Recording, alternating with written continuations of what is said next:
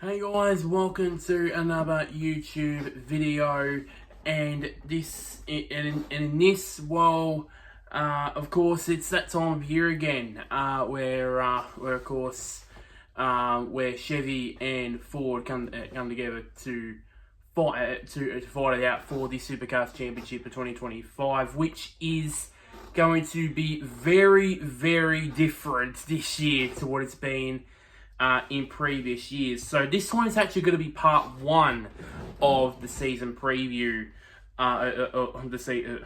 Season preview. The second part will be, to talk about some of the changes that is set to change Supercars, for here on in.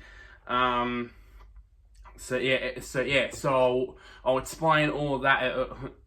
I'll do a full explanation of that in part two, and I'll mention a little bit about it in this video. So in this episode, I'm going to be talking about all the teams, all the drivers, and all that as well for and everything between for the Supercars, connected to the Supercars for 2025, and so on and so forth. So I'll be talking about, of course, all the teams. I'll talk about some of the wildcards as well. Which a lot of that got announced over the course of the off season. As well, and also talk you through the calendar as well, because it's undergoing a lot of change, and let's just say it will undergo a lot of changes over the next few years. But after announcements, also during the off season as well. It's been a massive Supercars off season. So firstly, let's get things underway. By firstly talking about the wildcard entries that have been announced so far.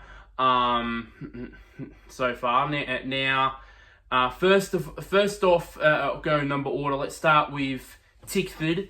They already announced that there will be wildcard entries for both the Perth and Perth rounds and the Darwin Triple Crown, but they will be involved with two different drivers, Lachlan Dalton and Rylan Gray, both of course a part of their Super 2 program. Of course, Dalton will be running the Perth Super Sprint at Barbagallo or Wanneroo or Carco.com Raceway, whatever it's called nowadays. Well, it won't be used anymore, but because it's going to be a new street course apparently in a couple of years' time. That is if the opposition government has its way in the WA state election, then yeah.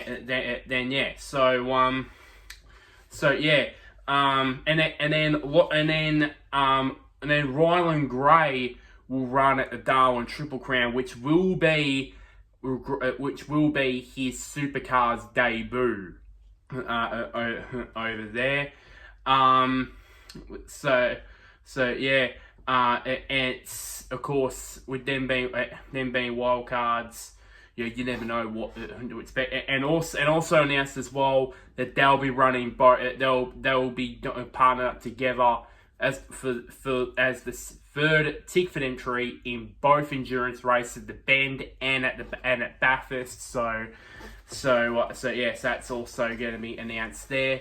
That was also announced during the off season as well. Moving on to number 35, the Matt Stone Racing third car, going to be driven by Cam Crick, which that will also be run. That will be run this weekend, as I'm recording this weekend, for the opening round at Sydney Motorsport Park for the Sydney 500.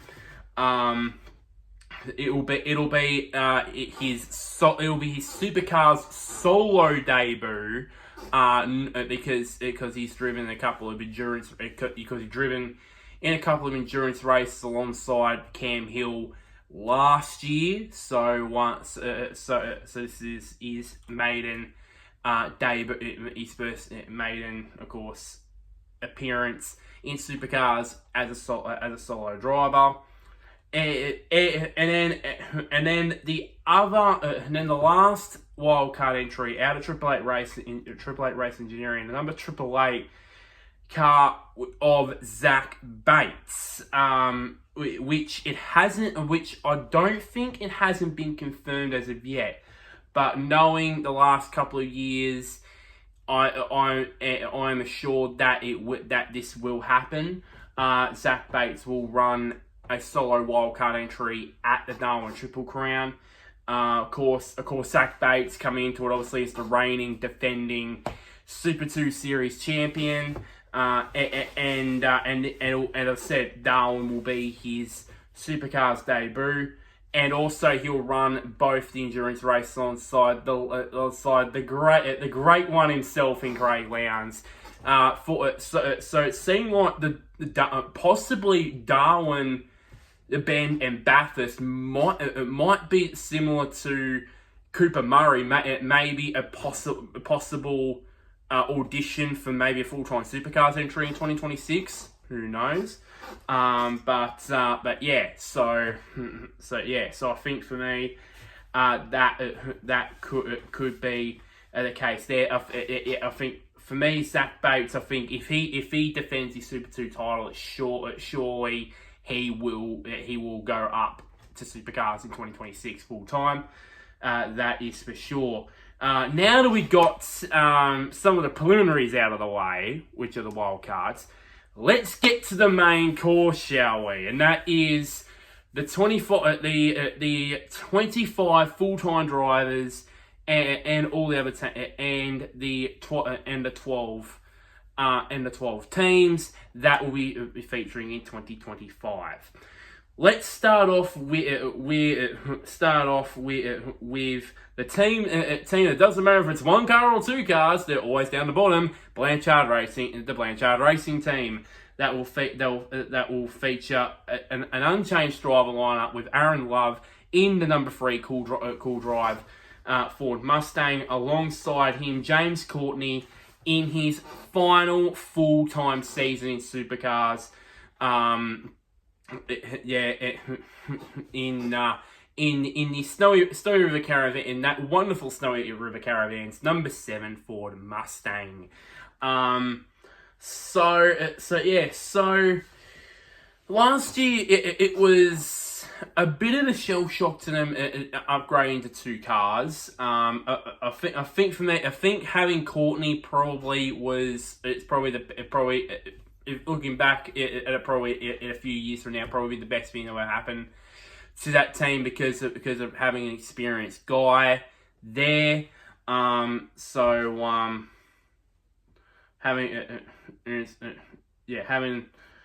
such a sorry, I'll just add my notes they're missing. But anyways, having him there at the team, and then alongside Aaron Love, who was only in his second season in a supercar. Obviously, he had one season in 2023 in Super 2, in the Super 2 car, and then it was a bit of a baptism of fire, really, for Aaron Love.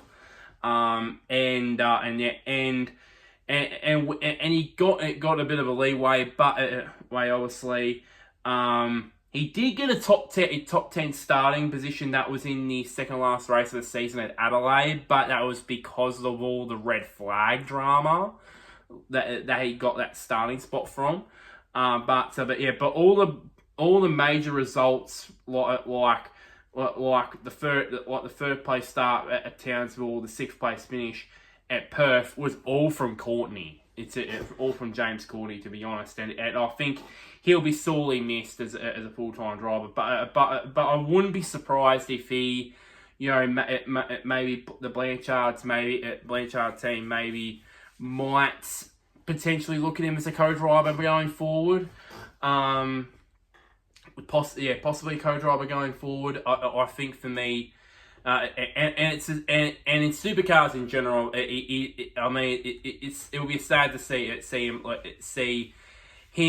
his charisma gone. I mean, obviously, we all know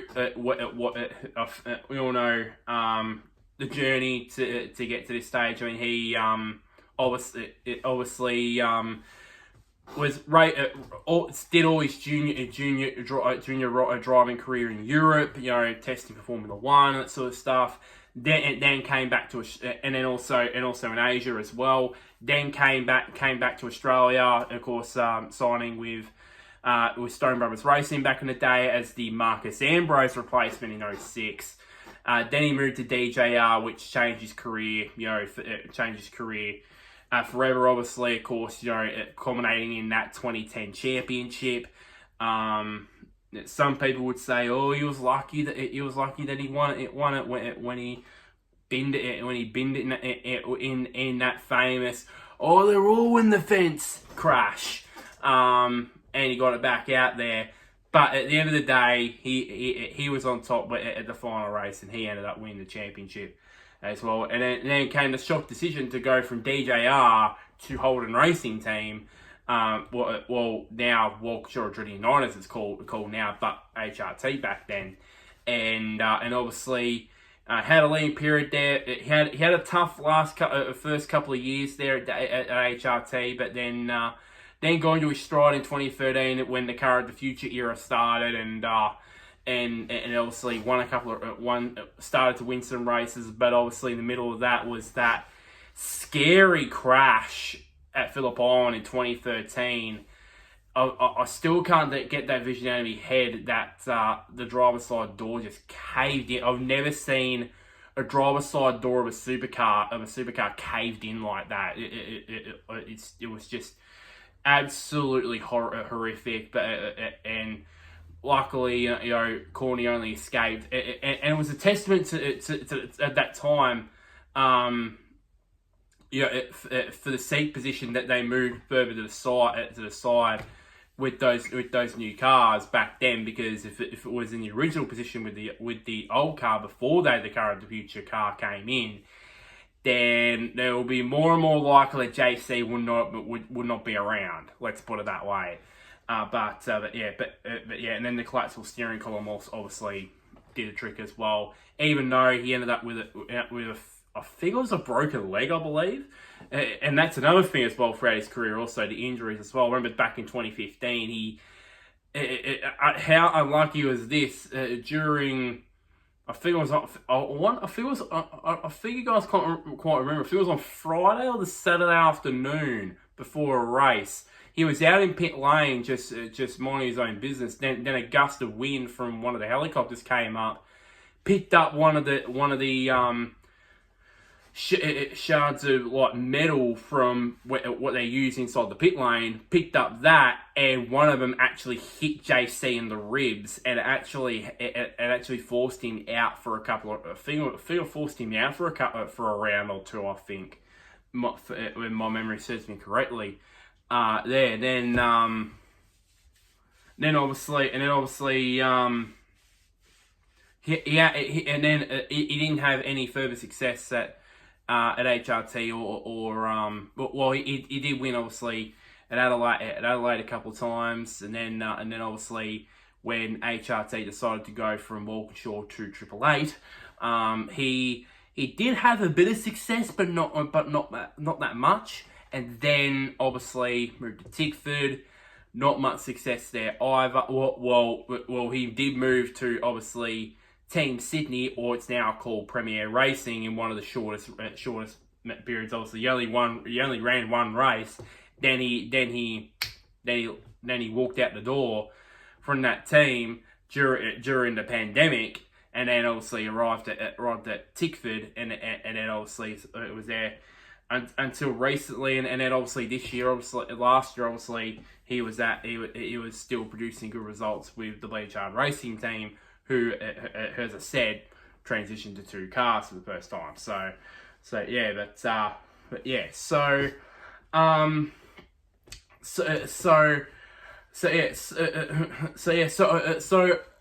at some stage you might be thinking, when are they going to look to Aaron Love? Because I don't think he'll earn that leeway second time around. He was he was very, very inconsistent, inconsistent performances, to be honest. and he's not going to get that luxury second time round. I think for me, the Blanchard Racing team have got one eye on another Cameron, on another Aaron that's in Super 2, and that was in Super 2. I don't know is now. Is Aaron Cameron. I feel like that they've got one eye on him, and if Aaron Love doesn't perform, then instead of having the two Aarons in the team, then I think then one Aaron might replace another Aaron in that team. So but Courtney, I believe. As I said, I think for closing, I think it's sad to see JC go, but we're at that period now where Winterbottom's now gone. Winterbottom's now gone. Courtney's now gone. All the other veterans as well. Well, how many years does Reynolds have left? We're at that period there where some of the veterans that have been in the sport for many years are now being phased out or retired or being phased out. In the case of Mark Winterbottom, and these young Super 2 drivers are starting to get their feet planted in a supercar. So I think so as I said, it's sad to see JC leave, but the door is open for another young driver to step into supercars. And as for Aaron Love, well, I think he needs to perform at least. I think for him, at least get, if he's lucky, one top 10 finish, possibly two. I know I'm being a bit quite harsh here, but I think 1 to 2 top 10s would probably be enough for Aaron Love to stay there. I'm not saying that he should, every race beat Courtney. I don't think he'll do that, but at least get a top 10. At least get a top 10 or 2, because if he doesn't, then he might get replaced. Let's put it that way, early into 2026. And I think he might. And I think Aaron Love's contract runs out at the end of this year anyway. So we might have they might have an issue with that, and we're 2 new drivers for the Blanchard Racing team in 2024 and 2026. I should say. Brad Jones Racing. BJR, they retain its 4-car driver lineup of the number 8 car by Andre Heimgartner in the R&J Batteries Camaro, Jackson Evans in the number 12 SCG Logistics Camaro, Bryce Forward in the ever beautiful looking pink Middies Electrical Chevy Camaro, and number 96 Macaulay Jones in the Pizza Hut Chevy Camaro. So it was pretty much no. It was pretty much it was not. Yes. They had the one win with Heimgartner at Taupo, and at a couple of podium, and then a further podium with Forward at Tasmania. But in terms of the team's championship, it wasn't a good season for BJR. I mean, if you guys don't know, they split into 2. So basically, car 8 and 14 is one team, car 12 and 96 is another team. Both of them were 10th and 11th. They're the only ones currently right now that have more than 2 cars at the moment. It used to be teams like Tickford and that, but they've downgraded into 2 cars. It's only 2 cars only now. Now BJR is the only team got 4 cars. So yeah, and they finished 10th and those two teams finished 10th and 11th. Only marginally in front of the second team with Evans and Jones, only marginally, I think, just finished in front of the Blanchard racing team. And yeah, so and with the heartbreaking news for me as a Chevy fan that Triple Eight would be going to Ford. We'll get to that in a bit. And Chevrolet looking for a homologation team. It looked like 12 months ago. Let's be honest. If I said that 12 months ago, I would say BJR, but I don't think so now. I don't think so now. Because if they performed like this in 2024, and them being the worst of the Chevy teams, what's going to happen when they become the homologation team? It'll just be like DJR with Ford, but worse. So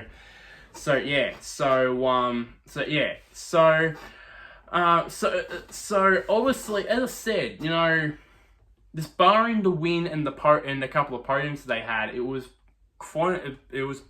mostly a down season really for BJR. Obviously, and then obviously three of their four cars finished at least a race inside the top 10. That one being Jackson Evans, which is something this is for the 5th year in a row that I'm going to diss Jack Smith. He had done something one better than Jack Smith couldn't do, and that was finish inside the top 10 of a race in a Supercars race. Far and away, Jack Evans is a better driver in that car than Jack Smith ever did. So yeah, you can clearly tell I don't like Jack Smith. But yeah, even though now he's going to come back as a co-driver. For God's sake. But anyways, I mean, Jesus Christ, Supercars, sort your shit out with this whole graduation to Super 2 to Supercars. For God's sake. But anyways, but it's not all about. But this is not about Jack Smith. It's all about Supercars. So we'll move on. So yeah. So of course, I think Jackson Evans. I'm expecting him to, at least he's now got a full season of Supercars under his belt. I wonder if he might potentially, I'm not expecting him to heavily challenge Heimgartner and Fullwood, but maybe be close to at least Fullwood for most of the season. Now that he's got his feet planted in Supercars, so yeah, and then also with Macaulay Jones, he's pretty much just there because he's Brad Jones' son, really. To be honest, it's like the Lance and Lawrence Stroll in Formula One. It's just basically that. To be quite honest, but yeah. The one guy who I'm worried about with his seat at BJR in the future is Bryce Fullwood. Even though he's produced some good performances since he's moved to BJR back in 2022, I think, or 23.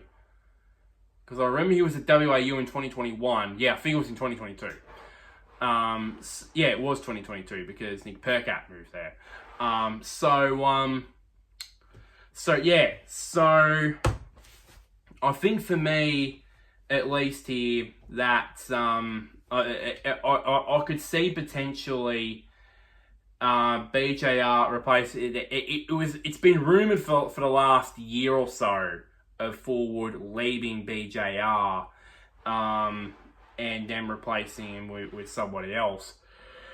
I think for me, I can see the possibility. And we'll get to Erebus in a moment.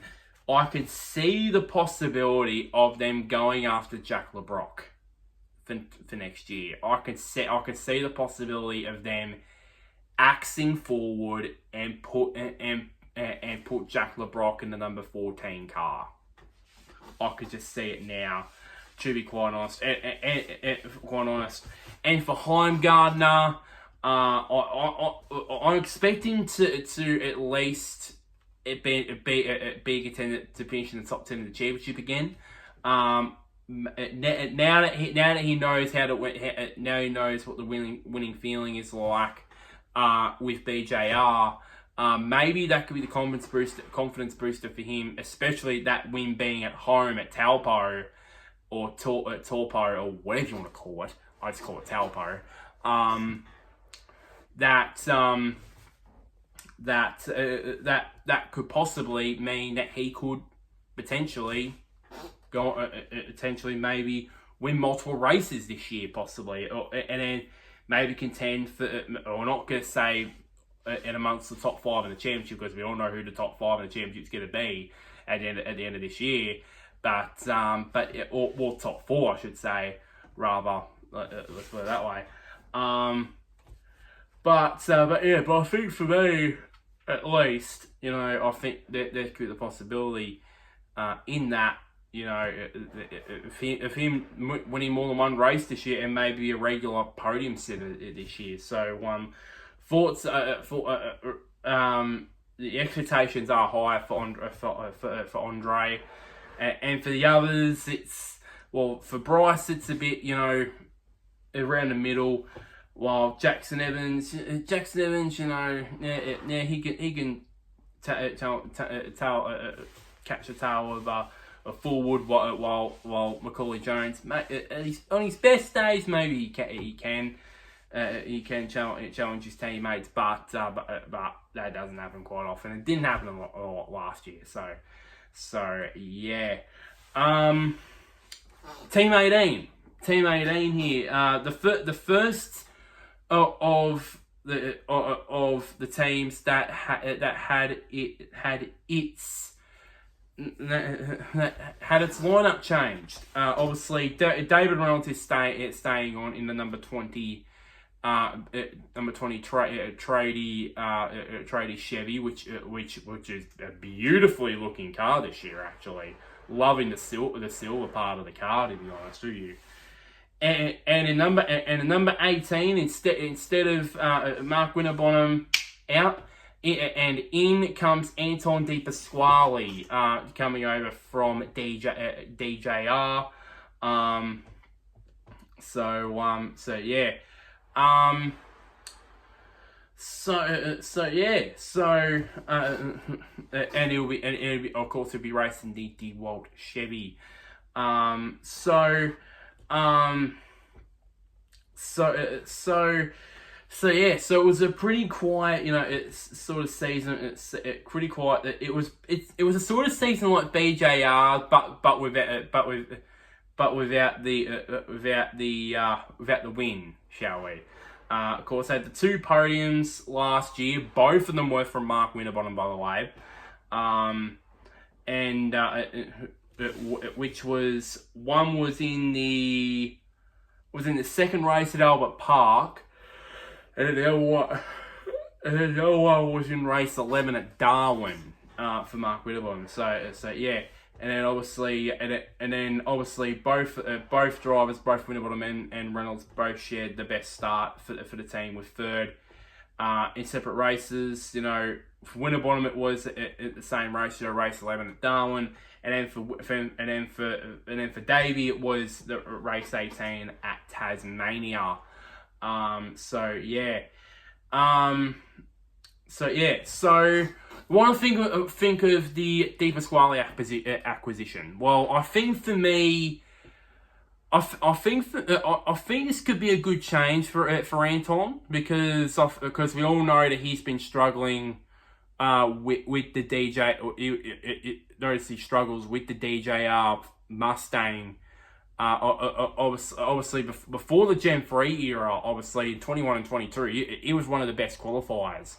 To be quite honest, to be quite honest with you, And then when he switched to the Gen 3 car, along with GJR's form, his form started to drop down, and he wasn't qualifying up the front consistently.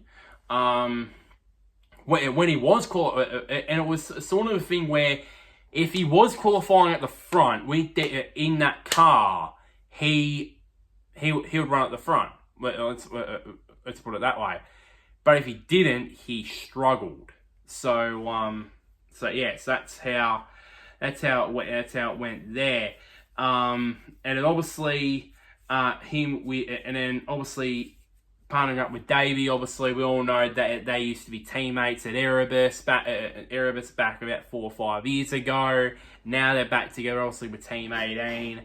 I think the relationship there between those two, I think will benefit Team 18. I think it will benefit them more than likely down the road. And obviously with the Camaro being a slightly better car than the Mustang, let's put it that way. That's not the Chevy bias in me talking, but it's actually realistic. That the Camaro is actually a way better car than the Mustang, performance-wise in supercars. That maybe ADP's qualifying best might come back. And as I said, if when he qualifies at the front, he stays at the front. So, does he do the same thing at Team 18? We don't know. But anyways with that. And then of course you've got Davey as well. As I said with Courtney, we're at a phase now in supercars where some of these veterans that have been in the sport for a long time are starting to either retire or being phased out and be replaced by these younger, more faster Super 2 drivers. Davey's one of those. Now,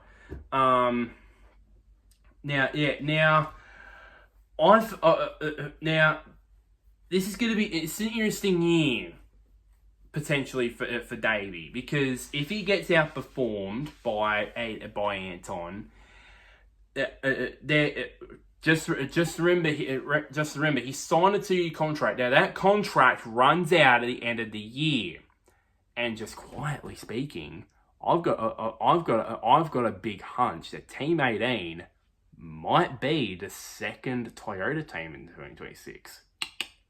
But anyway, if it is true. If my hunch is true, then there's somebody in that Triple Eight wildcard seat currently right now that might replace him because his last name is known for Toyota, but on dirt, not on bitumen. So yeah, but anyways, So I think for me, for Reynolds, I think if he outperforms, outperforms Di Pasquale, that could mean that he could stay at Team 18 for another year, but that's not a guarantee, to be quite honest with you. So yeah, but anyways, with that there, So I think for me, I think Anton could. I think he could potentially, be at least in the early rounds of the season, potentially be qualify at the front, and then maybe get a podium or two, or maybe a win or two there. Reynolds, I think he just needs to outperform Di Pasquale, or if he doesn't, then he might be Team 18 might just say, "Nah, we're not going to renew your contract, mate. You're gone. See you later, mate." But yeah, so those expectations there for Team 18, especially with Anton going to that team. Moving on to the 2023 Teams Champions, and what a fall from grace it was for them for quite a lot of reasons, despite them winning Bathurst now last year. Erebus Motorsport, they have retained Jack LeBrock in the Tyre Power Chevy Camaro. But out goes 2023 drivers champion Brody Kostecki going off to better opportunities at better supercars teams. We'll get to that later. And in comes rookie comes in his first full-time season in supercars, Cooper Murray, in that beautifully good Chico Chevy Camaro. I mean, I wouldn't have thought that they would have betted the Chico livery that Kostecki and Hazelwood won Bathurst with last year. They just topped it. They absolutely topped it with it. And I can't wait to see that on track this weekend at SMP. But as I said, a dramatic fall from grace from Erebus, where they got the highest of highs, winning both championships. Feel like they're on top of the world.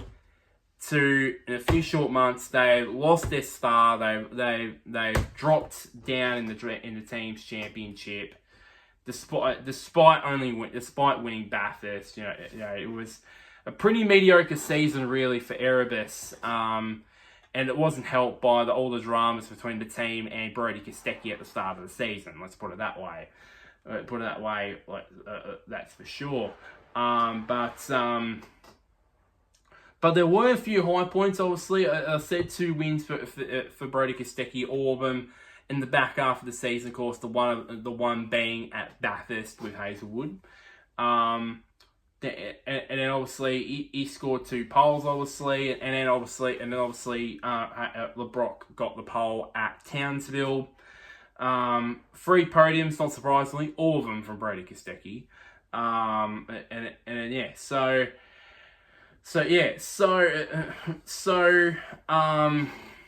So I think for me, we all saw a glimpse of Cooper Murray, in the qualifying, the second race at Darwin, where he qualified inside the top 10, and then ran inside the top 10 for most of the Sandown race and most of the Bathurst race too. I mean, the pace he showed at Bathurst, in the race at Bathurst, was just sublime. I was sitting back watching Bathurst with Bob, and he looked at me going, "Who the hell is this guy? Where the Triple A plucked him from?" So pretty much, and then obviously he had a bit of and then obviously replaced Jack LeBrock for the final two races of the season at Adelaide. But I think for me, I mean, look at the rookies in the past. I mean, you had, 2022, obviously, we all know Brock Feeney's first season, obviously. It ended with the win at Adelaide. Matt Payne in 2023, obviously, again, ended with the win at Adelaide. Ryan Wood, 2024, showed wonderful signs of his pacey best. Obviously, we'll get to him later on when we get to WAU. But I think for me, he'll show signs early on of what he can do. Possibly, could he grab a win? Possibly in his first season. Who knows? I mean, it happened to Feeney, it happened to Payne, so it happened to Brent, it happened to Will Brown, even back in 2021. Who knows? Maybe it could happen to him too. As it could happen to him in 2025. There. Jack LeBrock's the interesting one. I think I think Erebus are now probably now looking at, now that with the two previous young stars that they had in their team, Brown and Kostecki, now gone from the team after within like 4 years. I think now they're in a transition where they're starting to get this new crop of young talent in. To be honest, I love that. To be honest, some people don't like the move of Job Stewart going to partner with Cooper Murray. I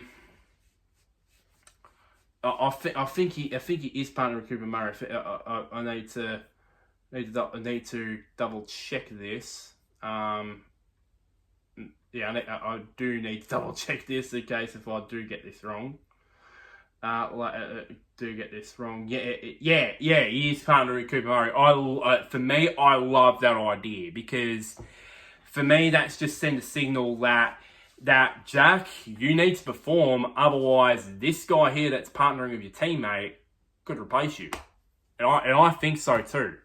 I think that is if Job Stewart, for example, either wins the Super 2 championship or finishes second. I think for me, I'm one of those two scenarios. I think it will be enough for Job to go up to Supercars and replace LeBrock at Erebus.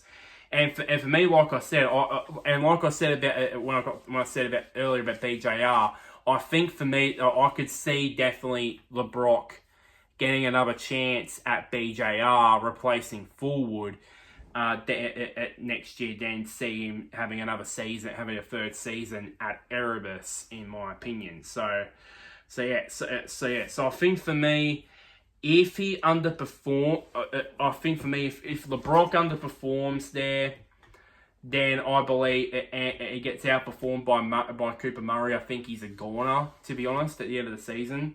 But if he does perform, then Job Stewart, for example, in a scenario where he wins the Super 2 championship, Jack LeBrock outperforms Cooper Murray. But the problem is, free drivers not going to 2 seats, so not going to 2 cars. So yeah, and I would presume Erebus would not want Job Stewart to go to another team. So in Supercars, so yeah, so that'll be that is a bit of a headache for Matt for Barry Ryan and Betty Clemenco to think about for next year while they're getting back into form form this year. So I could see definitely both drivers, LeBrock and Murray on their best days winning a race. That's for sure. There. So a pretty mouth-watering lineup there for Erebus. Same too for Premier Racing. I mean they've retained they've retained James Golding in the number 31 car, but obviously Tim Slade, obviously he's now retired from full-time driving now. And he's replaced by Richie Stanaway, who has moved over from the Grove Racing team over to Premier Racing. 2024 was a breakthrough year for the team, and yeah, I mean getting the pole position at Golding, getting the pole position at Darwin, and then obviously get him and David Russell getting the podium at the Sandown 500. Those are the big highlights there of the team, and also Golding as well. Finishing, I think he finished up 6th in the chair. I think he was the best of the rest. I think in the Drivers' Championship. No, sorry, it wasn't. That was Matt Payne. Sorry. He finished up 7th in the championship, which is quite a good effort from him. Quite a good effort from him. And let's be honest, if Tim Slade had performed better throughout most of the season, then maybe the possibility that we would have seen, Premier Racing being higher up in the team standings. I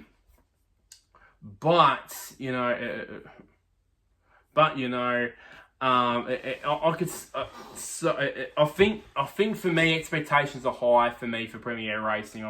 I think, in my opinion, in that matter, you have obviously you've got Stanaway, who's obviously a proven front runner. Obviously in Supercars, obviously now a Bathurst winner with Shane Van Gisbergen, and then obviously, of course, James Golding, who we all know, on his best day, he could take it. He could fight for the win with pretty much anybody. To be quite honest with you, there. Could we see a first win from that team this year? I think so. Yeah. You know what? No. I don't just think so. I know so. I think they will get their first Supercars win. It's not a matter of if, it's a matter of when. So yeah.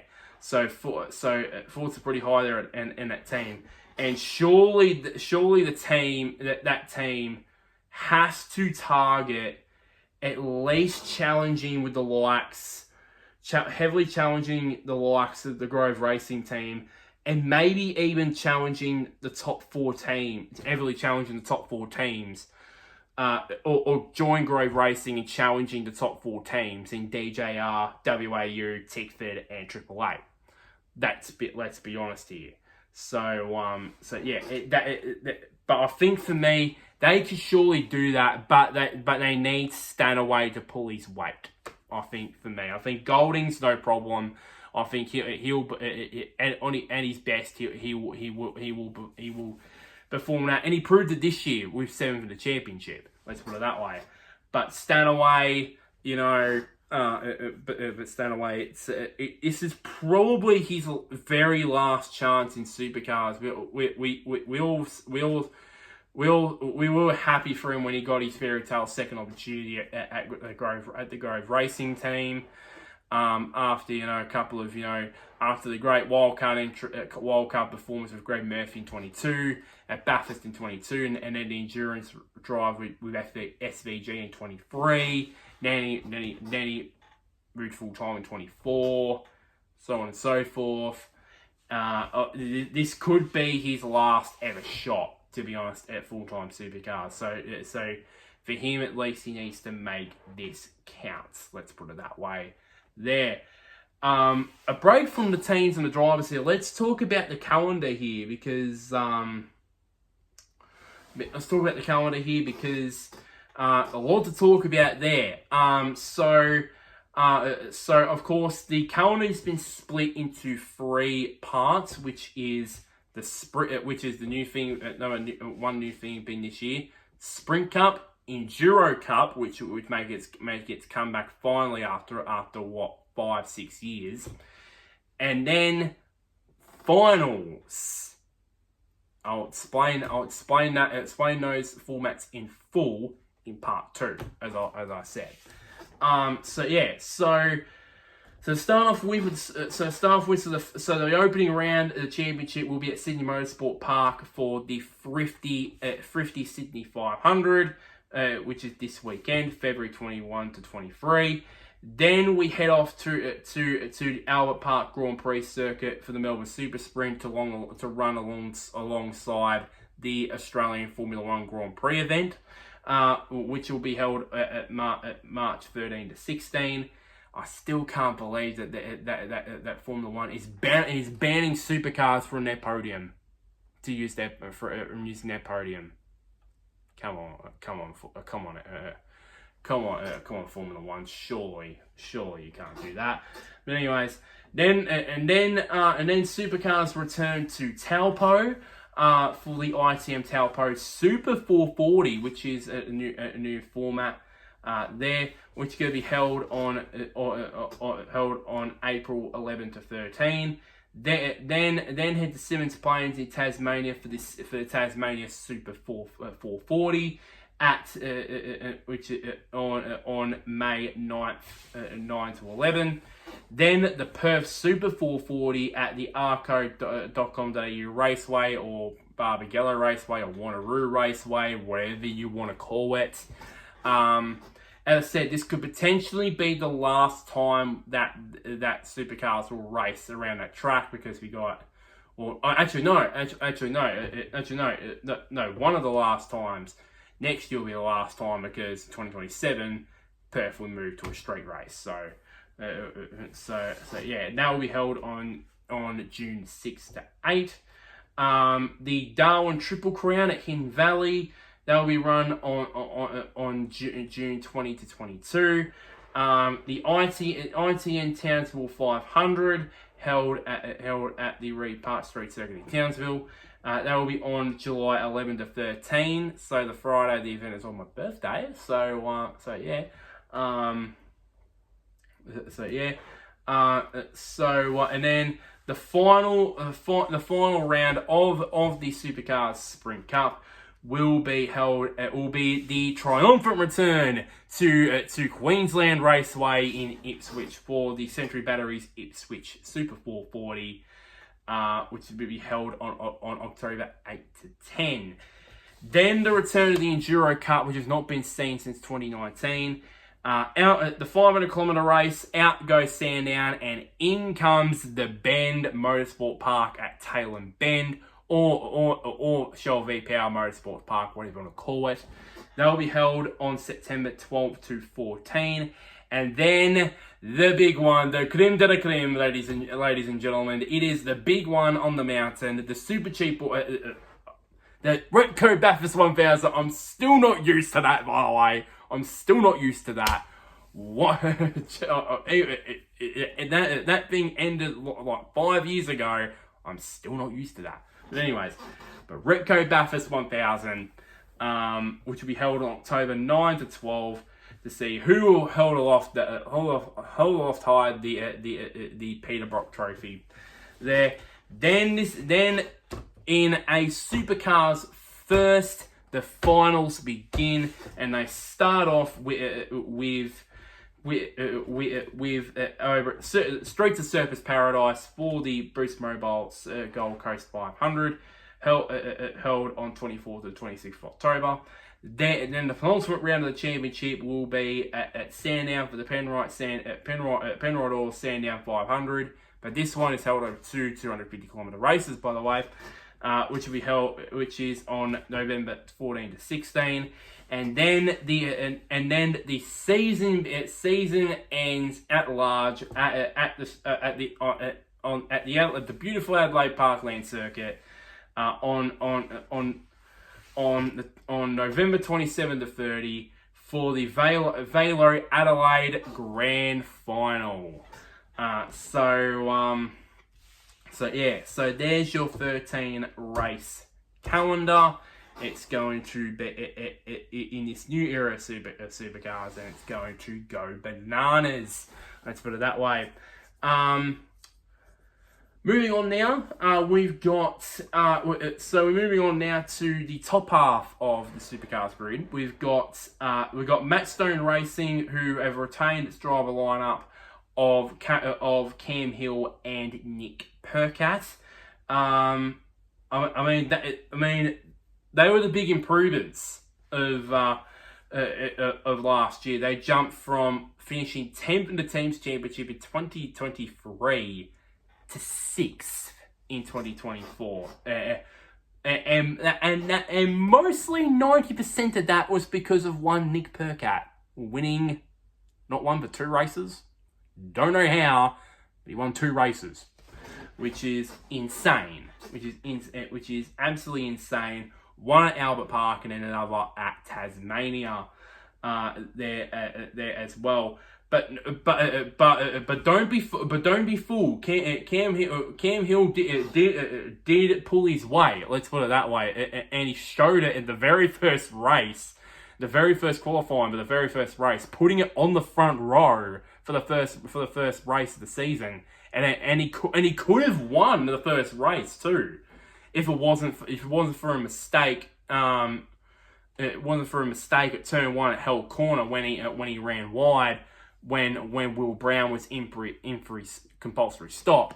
If he had not done that, he would have done his pit stop, would have gone down in front of Will Brown, and he would have won the race. So coulda, it was a coulda, woulda, shoulda moment there for Cam Hill, but I think for me, and also, of course, as I said, Percat getting 2 podiums. He was very consistent. Getting 21 top 10 finishes for combined from both cars last year. 14 of them were from Percat. So that's quite a good conversion rate there, and that was the main reason why he finished up top 10. He was pretty much top 10 in the championship all year, to be quite honest with you. there. And for most of the season, he was pretty much one of the top contenders for the best of the rest outside of the big four in Brown, Feeney, Waters, and Mostert. So, and not just for about a period of a round or two, it was all year really. So it's just with Cam Hill as well getting decent results as well. It just shows how much this. I think for me, this team in Premier Racing have benefited the last 2 years from these new Gen 3 rules that I've been saying it all along. If it wasn't for these Gen 3 rules, those two teams would still be floundering around at the back with the Blanchard Racing team. That's not true. It is true that they would have floundered around at the back. And it will still get surprise results. Now if Matt Stone Racing get a podium or a win, it's not going to be a surprise. It's not going to be surprising.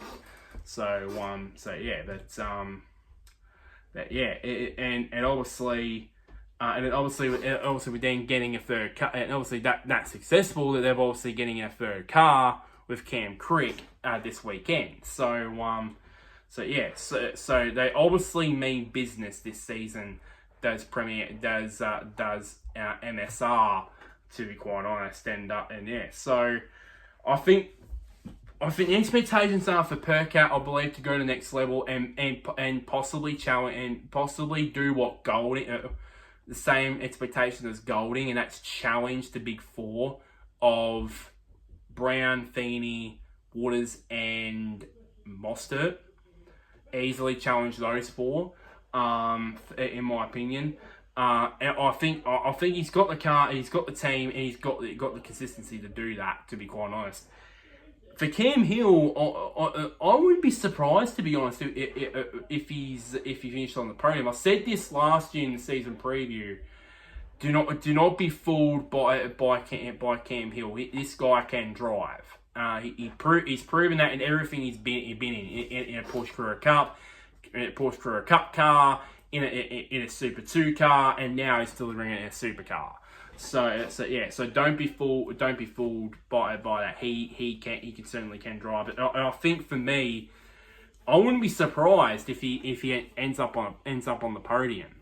Ends up on the podium, or even gets a big result like a win or a pole position.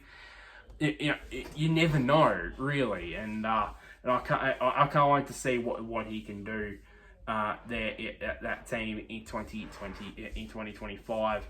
After you can't, I don't really consider that his season 2024 to be a breakout year compared to his first year in 2023. But I think for me, getting that breakout year this year is probably should be his main focus.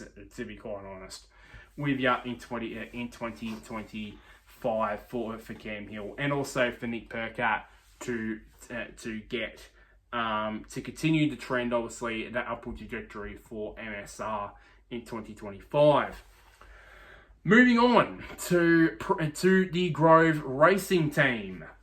So they retain Matthew Payne aboard a number 19 Ford Mustang, but they have axed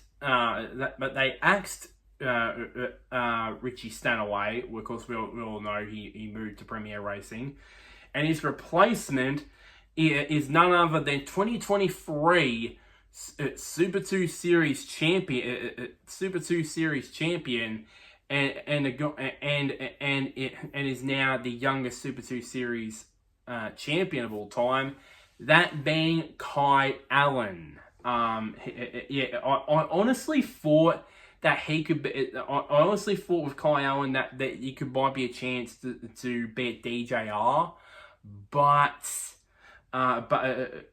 obviously, Grove Racing snapped him up before DJR even jumped the gun on letting Anton De Pasquale go to Team 18. So that's unfortunate there. So last season, of course, top five in the best of the rest outside the big four in DJR, WAU, Tickford, and Triple Eight. So a pretty decent season there. Most of the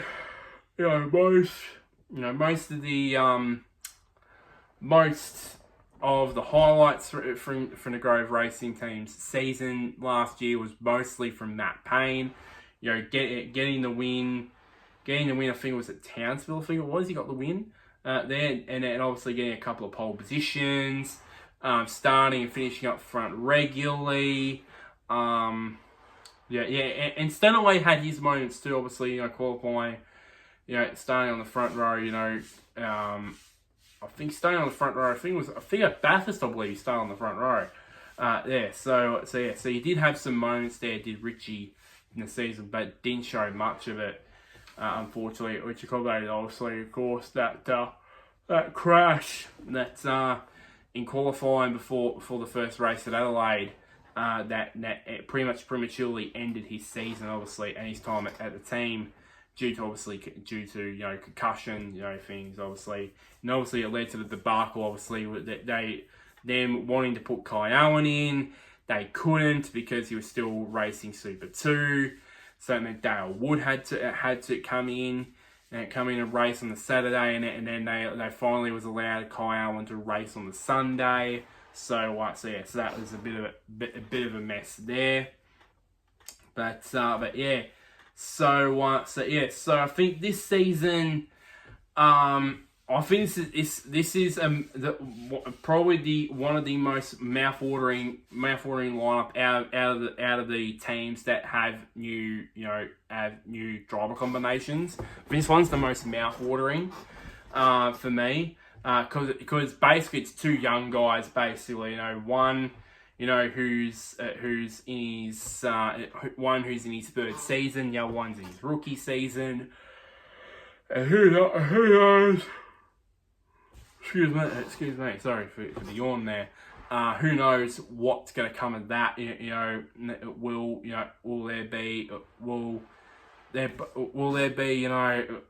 there'd be possibly, it could be fireworks there, in a good way, whether they, both get good results, or in a bad way that leads to, one of them, only lasting, one of them leaving. I don't know, but I could definitely see both of them winning a race, especially Payne.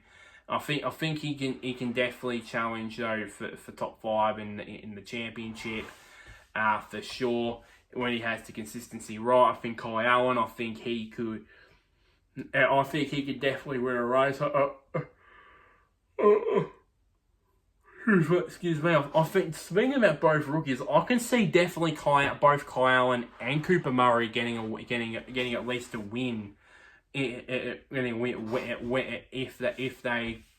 the right opportunity comes for them, in my opinion. So yeah. So I think for me, in that case, I think that could be, you know, the right thing really.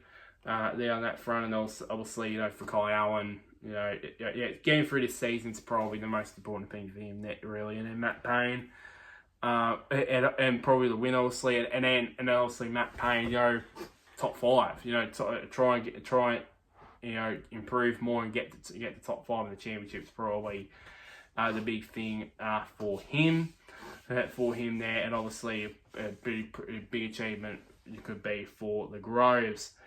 Now moving on to the Big Four. The Big Four. The first one, DJR, Dick Johnson Racing. They retained Will Davison in the number 17 car, but Anton Pasquale and the number 11 is no more, replaced by the number 38 and one Brody Kostecki, who may or may not have won the 2023 Supercars Championship. Yeah, that did happen. Yeah, guys, that did happen. So yeah. So obviously, of course, who also massive recruit, obviously going from Erebus to DJR. Obviously, and it was a bit of mostly an inconsistent season, really, for DJR, as it has done throughout this Gen 3 era, to be honest. Got the one highlight, obviously, the one part of the pole position from Will Davison, but other than and then a couple of podiums, and then real top 10 finishes. But other than that, just still inconsistencies really played a part. Playing them, to be honest. Now, I did say earlier that Premier Racing and Matchstone Racing are the benefits from these Gen 3 rules so far in these first 2 years. Quite clearly, on the opposite end of the scale, the team that has not benefited from these Gen 3 rules at all has been DJR. And I think for them, it's just confusing how you see AAA and they're going well as the homologation Chevy team. Well, won't be anymore after this year. And then you look at DJR and they're the homologation Ford team, and they're not producing results. And it's just a bit of a shock and confusing as to, you know, how results are not there regularly for DJR. To be honest, now with Brody Kostecki there, maybe that might change a little bit, but I kind of don't think so. It might change a little bit, but not a total amount, and where they go from, you know, just being in the middle of the pile to, you know, wow, they're up front every race. Excuse me, up front every race and all that sort of stuff. I don't think it'll be that, but I think, you know, I think it's the first step for DJR in turning a corner. But then since the Gen 3 rules come into play, Will Davison, there's speculation. Could this be his final season? Could his retirement be coming? I think it is. I think DJR still. I still think they need to go down the road of bringing youngsters like they have, like their rivals have done with AAA and Tickford and what WAU are doing. And I think DJR just late to the curve with the young drivers. I think they really need to start doing that. And I think even if you know will and there's surely a team further down the pecking order that would snap Will Davison up if he gets the axe from DJR and decides to want to go around again. then there's very easy a team like Premier Racing or another team could easily snap him up and use his experience quite well. While for DJR they sign a young driver and of course gets interested there. If Will Davison does leave that team and there's a spot available in number 17 for 2026, my left field pick, Max Vidot. He performed very well. He actually performed quite well. It's a shame that he couldn't get a seat in Super 2 for this year. He'll be in Porsche Carrera Cup there. There's been a long history of drivers that were in Super 2 and were talked about potentially being in Supercars. Then they couldn't get a Super 2 seat, so they go to Carrera Cup and then they go to Supercars. It's been known for that to happen. So maybe So I think for me, as I said, I think Max Vidot is my left field pick, to be honest. But to be quite honest, excuse me. But I think for me, I think Brody Kostecki, I think both Will and Brody, I believe, will. Hopefully will lead this team forward and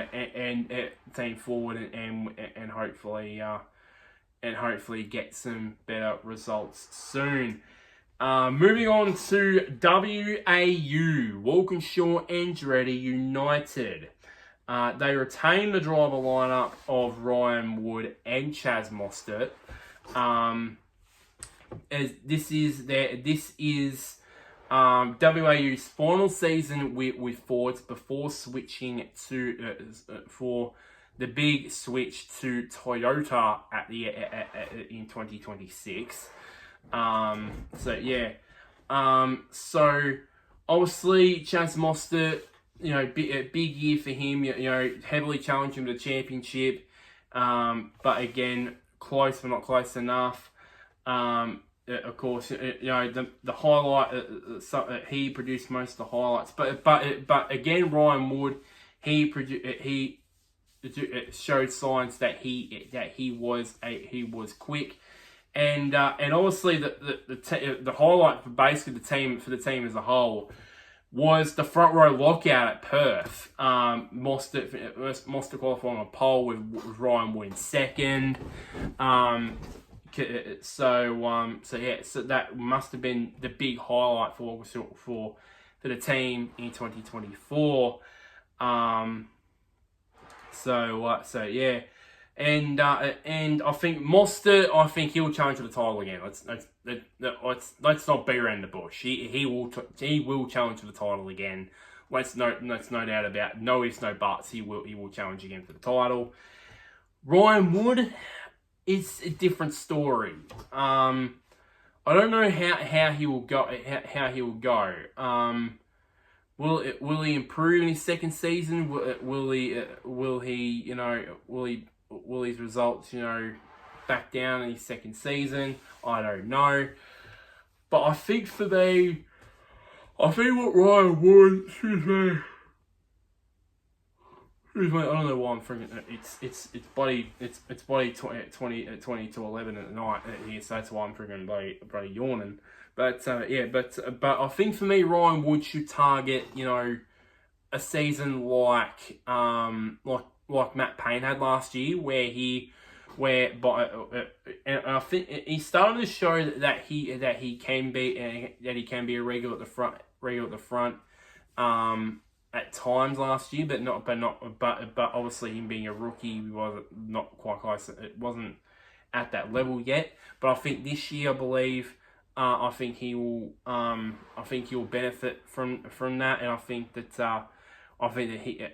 maybe he could get his first win this year. I think he could get his first win this year, and first podium and win this year, or pole, all three of them possibly. For that matter, So yeah, so expectations are high down at Walkinshaw Andretti United. There, I think for me, I think Chad, as I said, Chaz will definitely challenge for the title again, and Ryan Wood, I think his expectations are to be the season, be a Matt Payne 2024 like season for Ryan Wood, to be quite honest. There, 2 teams to go. We've got Tickford, who retained their driver lineup of Cam Waters and Thomas Randall. They, in terms of stats, they were arguably the best qualifying team. They were ironically the best they were definitely the best qualifying team in Supercars last year. I mean, the stats show itself for me. 8 pole positions last year, 7 of them from Cam Waters, only 1 from Tom Randall. 3 front row lockouts, 16 front row starts, 13 of them were from Cam Waters. I mean, seriously, that just proves straight away that they were the top qualifying team in Supercars last year. Let's put it that way. Yeah, but in terms of the races, they didn't have the same form. I mean, Waters had 4 wins, obviously. Had four wins, obviously, but obviously, you know, but obviously, you need to be consistent. He wasn't consistent enough. Wasn't consistent enough. Let's put it that way. As I said about Mostert, I'm going to say it again with Waters. He will challenge for the title again. No doubt about it.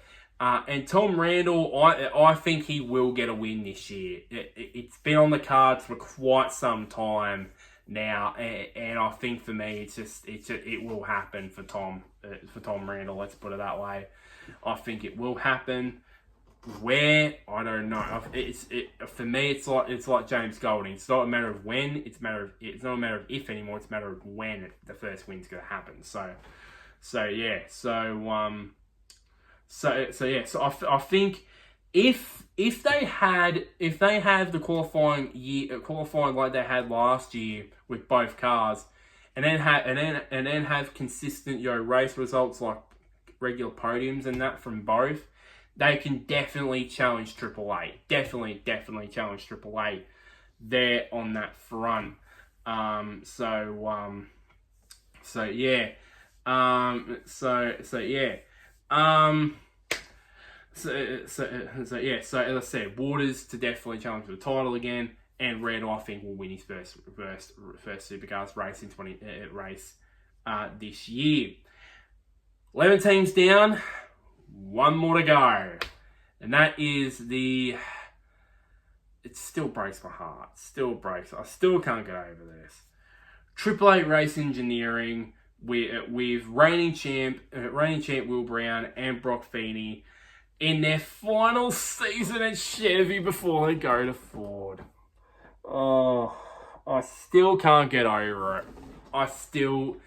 Ever since the announcement came, I still can't get over it. Let's put it that way. I still can't get over it. You know what? Screw it. I'll just go to WAU and support Toyota. Let's put it that way. But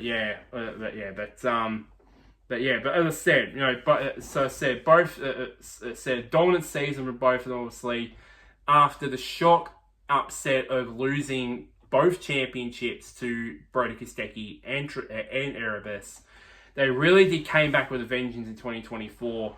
Of course, Will Brown, obviously, a great acquisition from J-Dub, from Jamie Whincup and Triple A.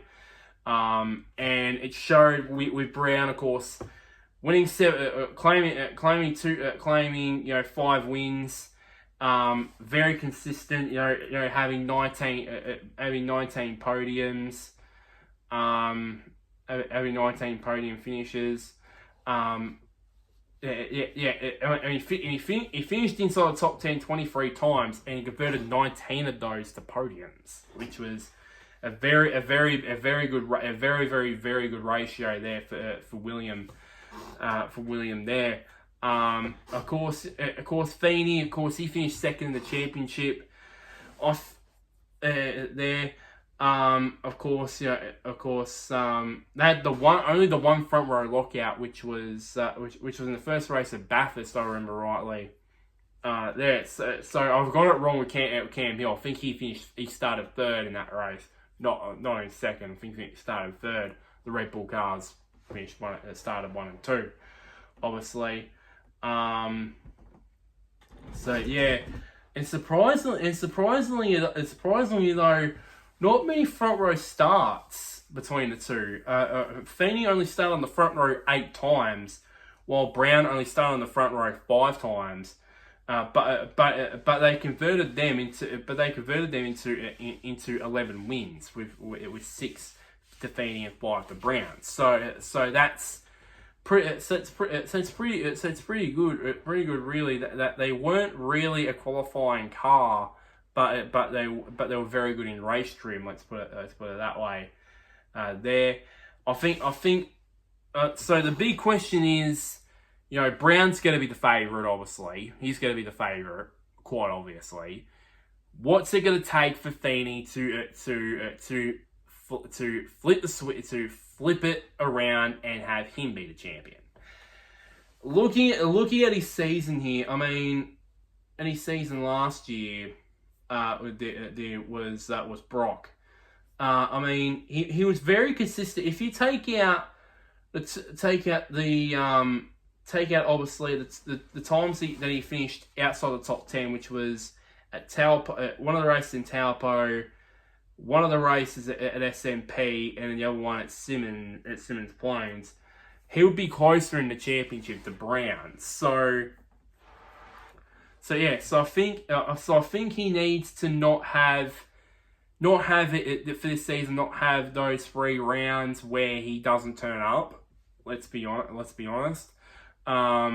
Because the driver that he replaced with in that 8 seat, Jamie Whincup, it was all about consistency. When he was riding around in his prime. So driving around in his prime, I should say. So I think for me, in a lot of ways, I think if he becomes more consistent and has at least one race, probably very early on in the season where he's outside the top 10, and then the rest of the season he finishes inside the top 10, and then podiums and wins and poles. They will definitely set him up to challenge his teammate and hopefully get number one off his teammate's car. But I think for me, Brown's definitely the favourite, and thank Christ, it has annoyed me for 12 months, but finally gotten rid of the 87 off his car. Finally. It absolutely annoyed me for 12 months, and finally he's got it off. Thank goodness. Thank you, William. Thank you for getting it off your car. Even though it had to take you to win the championship to do it. Anyways, so that's just about it. So I've been rambling on about supercars for the last hour and 23 minutes. I'm very proud of that one. As you can tell by my voice, I need a drink. So I'm going to wrap this video here. So like this video, share it to anybody who's a Supercars fan or a Ford fan or a Chevy fan. Comment down below. Comment down below who's your tip to win. Who's your prediction to win the Supercars Championship? Do you think it'll be Brown? It'll be Feeney, Waters, Mostert? I'd love to hear. Who is your pick? And lastly, somewhere down there, click on the big red button which is labeled subscribe. It really does help me out quite a bit there. But until next time, guys, I'll see you all later.